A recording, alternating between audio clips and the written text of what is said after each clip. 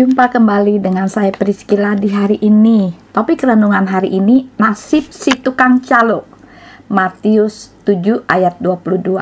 Pada hari terakhir banyak orang akan berseru kepadaku, Tuhan, Tuhan, bukankah kami bernubuat demi namamu dan mengusir setan demi namamu dan mengadakan banyak mujizat demi namamu juga? Nah, saudaraku yang terkasih, ada cerita nih. Mau beli tiket, Mbak? Tanya seorang pemuda. Di tangannya tampak beberapa buah tiket bus jurusan Sangatta menuju Samarinda. Perjalanan ini adalah perjalanan pertama kalinya buatku. Awalnya saya sempat bingung kenapa ada dua tempat penjualan tiket. Karena selain pemuda yang menawarkan tiket kepadaku, ternyata ada loket penjualan tiket yang letaknya tidak jauh, hanya sekitar 2 meter dari tempatku berdiri. Tapi di loket penjualan tiket tampak antrian sudah memanjang. Oh, ternyata si mas penjual tiket adalah seorang calo.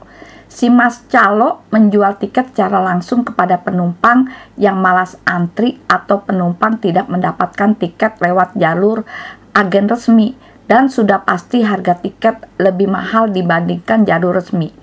Keberadaan seorang calo mengingatkanku pada dunia kekristenan. Jauh-jauh hari seorang calo telah membeli tiket kemudian menjual kembali di waktu yang tepat. Tetapi kenyataannya seorang calo tidak pernah ikut berangkat bersama penumpang lainnya. Bahkan bisa jadi calo sendiri belum pernah menginjak kota dari tiket-tiket yang dia pegang. Saudara dan saya memang bukan calo, tiket bus atau tiket pesawat. Tapi tanpa kita sadari dalam iman kekristenan, tidak jarang kita berperilaku selayaknya seperti calo. Sekali lagi, calo selalu membeli tiket. Setelah itu ia sibuk menawari tiket-tiket tersebut ke sana kemari. Dan calo tidak berangkat bersama para penumpang lainnya. Di setiap tanda pengenal yang kita miliki tertera bahwa saudara dan saya adalah Kristen.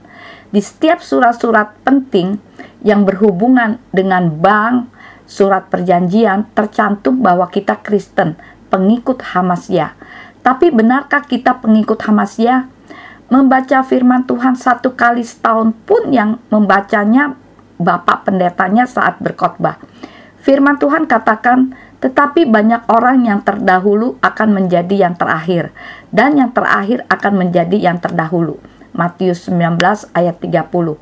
Artinya, kita yang sudah sejak lahir Kristen sudah merasa melayani, tapi kenyataannya kita hanya menjadi calo. Saat Tuhan Yesus datang, kita yang kenal firman tidak ikut terangkat bersama orang-orang yang telah Tuhan pilih untuk masuk dalam kerajaan sorga. Nah, saudaraku yang terkasih, ayo siapkan hidup kita, karena Tuhan tidak mencari mental calo. Sebagai orang tua, jangan hanya pintar menyuruh anak-anaknya ke sekolah minggu, sementara orang tua lebih memilih memancing, menonton bola. Sebagai orang dewasa, kita hanya pintar bertuala kepada orang yang lebih muda. Ayo, rajin beribadah, baca kitab suci, jangan seperti saya. Dan pada akhirnya, orang-orang yang kita peringati, orang-orang yang kita perintah masuk ke sorga, dan kita sendiri harus cukup puas menjadi calo, tidak ikut naik ke sorga dalam kemuliaannya. Apakah saudara hanya seorang calo? Nah, saudaraku yang terkasih, calo tahu nama tujuan, tetapi tidak ketujuan. Nah, sekian renungan hari ini. Apabila saudara terberkati dengan renungan hari ini, kirim-kirim kepada yang lain, sehingga orang lain pun akan menerima berkat dari renungan hari ini. Tuhan Yesus memberkati.